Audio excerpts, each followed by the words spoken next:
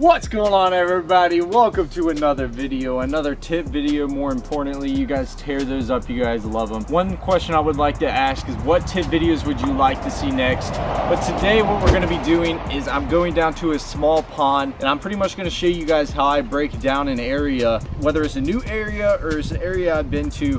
Pretty much how to break down small ponds and how to fish small ponds and how I go about it. So let's go ahead and go down to the pond, baby. Just got down to this pond right here, and as you can tell, it's just a small little area. Most of you guys are probably going to be fishing some smaller ponds. This pond right here is very small. But when I come to a new location or when I come down to a pond, there's a few things I really look at even before I make a cast. Obviously, when I'm looking at the pond right here, just a smaller area, very isolated place, there's not really much going on. And as you guys can tell, you know, I see a few things that really catch my eye.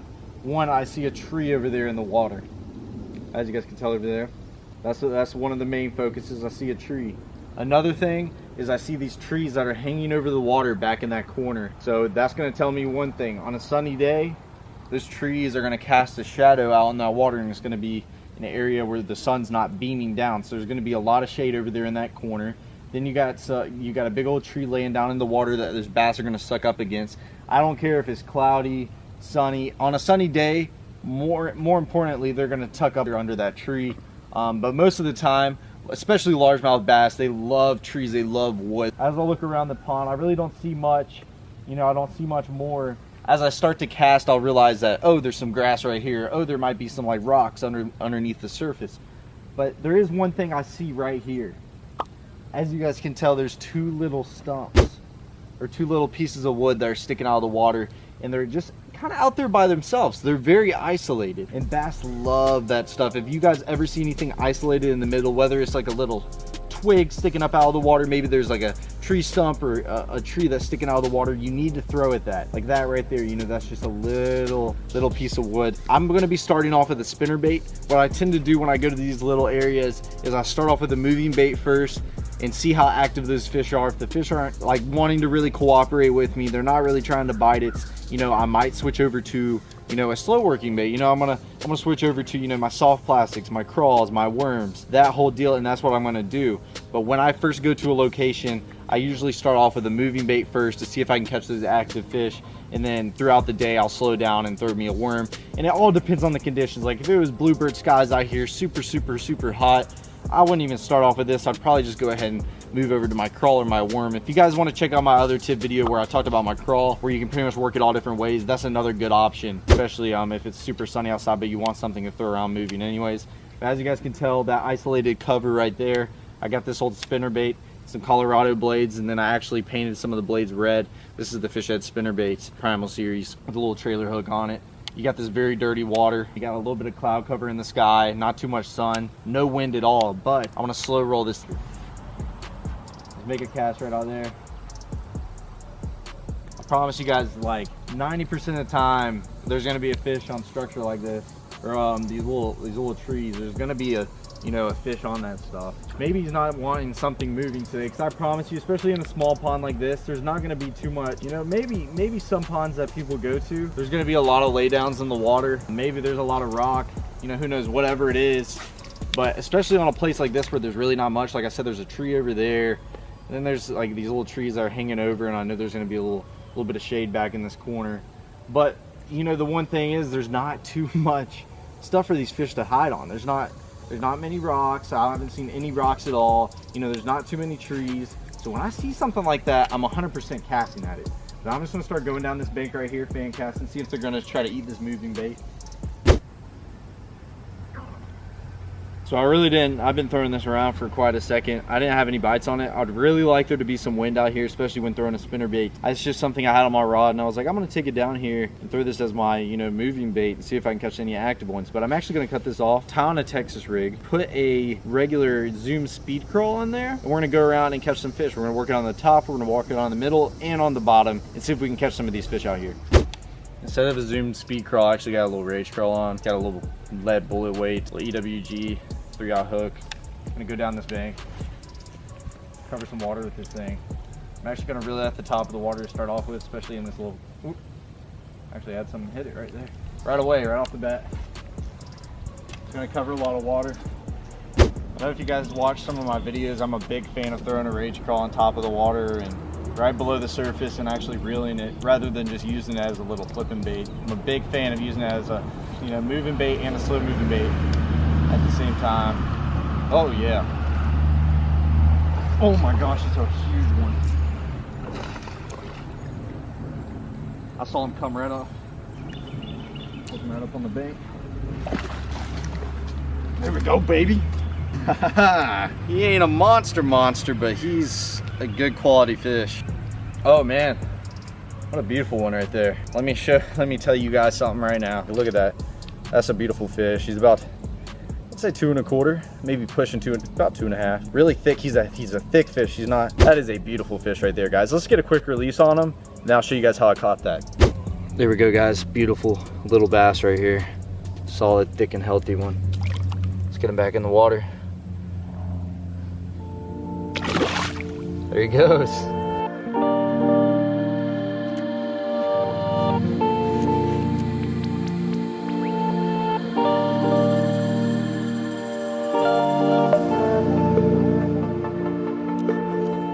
So everyone, at the beginning of the episode, I threw my spinnerbait past that little isolated cover, and how I was talking about that when pretty much you see, you know, any sticks or anything literally sticking up by itself out there in the middle or whatever it is, majority of the time you're gonna catch, you know, a big fish on that stuff. So what I did is I casted this crawl past that really at the top of the water a couple of times. He didn't even, you know, it didn't even phase him. Then when I cast it right next to that left-hand side of it, landed right next to that little stump, I pretty much saw a wake in the water to the left of my bait, and from there I was about to say, you know, he's about to eat it. I felt him tick it one time and he had it. That just shows, you know, when you pinpoint that type of stuff when you're coming to these ponds, it's pretty much like a given. Like, you know where the fish is going to be, especially when you throw the right bait in there. But let's continue to work down this side, back in this corner, and back to where this tree's at.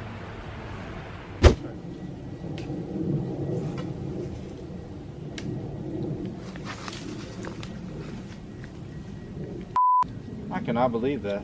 Guys, I cannot believe that. That's unbelievable. I have no idea. I skipped up under that tree back there and he ticked it right away and it just snapped right off and I tried to hook set him. All right, I'm about to get my revenge on this fish right here.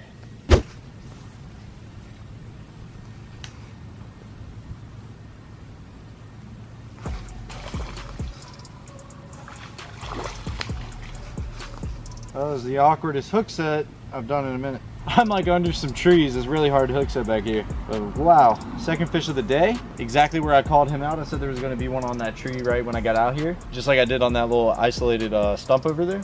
In both the locations, there was some fish on. As you guys can tell, a little pretty dark bass right there. Right off that tree. But I promise you, he's not the only one. So when you're fishing places like this, don't be afraid to go throw multiple casts, because like a big tree like that, especially in a small pond, a small location like this, isn't just going to have one fish on it. It's going to have multiple. I guarantee you that 100%. Whether you can get them to bite or not, but after you catch one, I would continue to cast there and see if you can pick another one off, because that took me about 7 more casts after I broke off to even get another bite off that tree. But then I did right when I threw in there. That's how I caught that bad boy. Oh, God.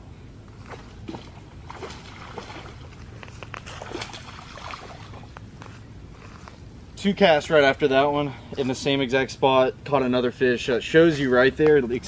I'm just proving everything that I'm saying back and forth. Is there's gonna be more fish on that tree. That was 2 casts literally in the same spot. And I caught another little beautiful bass right there. Nothing super big, but super, these fish are heavy. It's really weird out here. These fish got a lot of weight behind them, but in the same spot, threw it in there, he just ticked it. Beautiful little bass. So there's actually another reason why there's a lot of fish stacked right here, rather than me just saying, you know, this tree is the reason why. But there's actually some water flowing in the pond right back here in this corner, and that's where the water's coming in at. Fish love that little current, you know, that little water pushing through. They're just gonna stack up all around that, especially where the mouth is here. And I'm only fishing in about 6 inches of water. With largemouth, you're not really gonna have to worry about that much. You know, these largemouth, they get up in the nastiest stuff. And you guys would be surprised where I've caught some largemouth. It just blows my mind every time I catch a largemouth in some crazy areas, but I mean, that's just, it's their natural thing. I mean, they're everywhere. They hang out in all this nasty, dirty stuff where you really don't think a fish would be.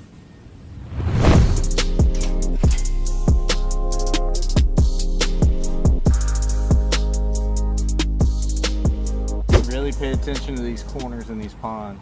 Like right here, it has just a little bit of rock out here in this corner, and it's got a little tree that's sunk in right out here. Oh, I watched him eat it right there. I'm just at a weird angle under this tree.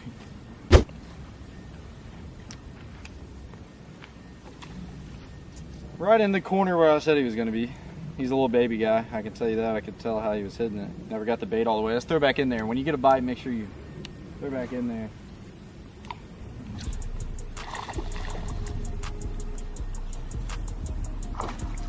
It was actually a different one. I was just swimming that crawl that time instead of working on the bottom. I just swam that thing right by. This fish just came out of nowhere and just annihilated that thing. Pretty little fat guy, I can tell you that. Nothing big, but look at that little belly on that thing. Let's throw back in that corner and see if we can catch another. Another thing is, you guys see that tree right there, how it kind of hangs over? And with the sun glaring down this water, you can tell that he's leaving a little shade right under that tree. Sorry about the quality, guys. My camera actually died and I'm having to switch over to an iPhone now. But as I was saying, there's that tree that hangs over, a little bit of shade underneath the tree. There should be a fish under there. Not always, but there should be a fish. That's one of those things that you need to cast at. Now this is the perfect corner. This is actually where that tree is, the same tree. A lot of shade right here. Then you got that water flowing to the left-hand side where that water's coming in.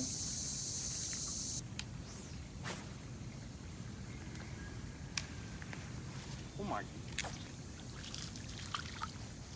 That was insane. These fish were, these little baby guys were schooling out there in the middle. It's another way to catch them, man. I saw some fish popping up in the middle of the water out there, and I threw that thing in there before I could even.